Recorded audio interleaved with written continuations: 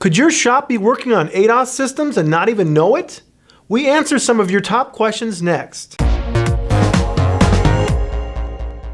This video is sponsored by Intermotor, genuine import parts. Visit intermotorparts.com for more information. If your shop is performing brake, suspension, or steering repairs on late model import nameplate vehicles, you're already able to service and diagnose most ADAS vehicles. All ADAS systems are layers of software and sensors on top of brake, suspension, and steering systems that you already work on today.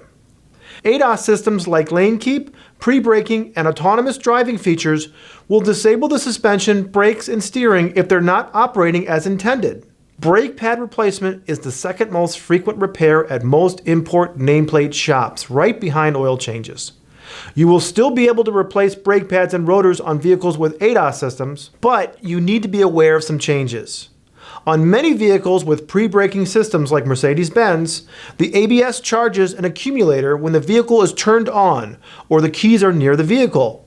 This pressure allows the pre-braking system to act almost instantly when an emergency event is detected. For your safety, discharge the accumulator and even move the keys to the front office. If you are unfamiliar with the vehicle, or you see a camera or radar array in the windshield or behind the grille, look at the service information before you remove a caliper. ADAS does not have negative service implications for the import specialist. It is an opportunity for shops performing undercar repairs. ADAS systems need good brakes, suspension, and steering to work their magic. So don't fear ADAS, embrace it. I'm Jason Stahl. Thanks for watching.